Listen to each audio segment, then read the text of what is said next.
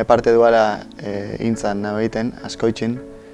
Bertan koipestatze sistemak fabrikatzen ditugu, hasieratik amaierara, prozesu osua da bertan egiten dugu. Eta, ni kalidadeko departamentuan nahu, kalidadeko zuzendari izateko helburuarekin. IMH Ingeniaritza Eskolan sartu baino leheno, lagun batek moduloa mekatronikako ziklua eitxia gomendau zoztan. Ziklua inostian ja, ingeniaritzan sartu nintzen, esperientzia gehixokin eta bestela zaitasun bat egin.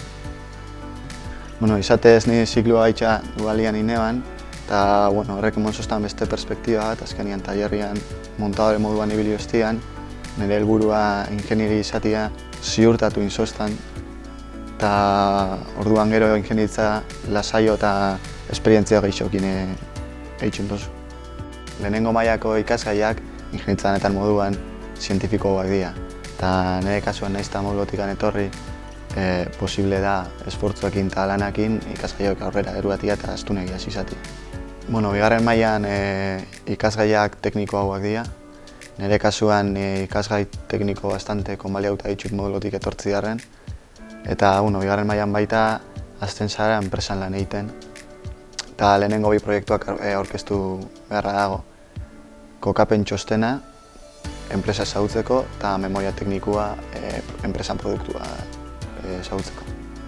Urte terdiko esperientzia nekan lanian, desente dela 21 urteko pertsona baten dago, baina orduan errazen zitzaidan moldatzea. Baina nahiz eta esperientziek ez zeuki, erraztasunak emate ditue bai IMH-ek eta baita enpresak. Eta oso horrez eta moldatzea eta jendia generalian nahiz eta lehenengo lan esperientzia izan gustora dago. Enpresako jarraipena gutxi gora bera 6 hilabetero egiten da. Nun IMH-eko tutore bat eta enpresako zure tutorea orduraduna zurekin biltzen dian eta jarritako helburuak lortzen nahi dian eta ebaluatzea. Bertan baitza helburu berriak jartzen dira etorkizunerako eta hor lan lortzen da jarraipen bat eitxia. Pertsonalki ikasketa metodo hau asko gustatzen zait, azkenien errealitatea erakuste dizu, lan esperientzia hartze duzu, eta azkenien errealitatea ikusten badozu, lanian bazauz ikasten zozen bitartien, errezo da motivazioa mantentzia, egunero ikuste dozulako, zein dan zure helburua, nora nahi dozun heldu, eta ez da hain abstraktua beti ikasten egongo bazina moduan.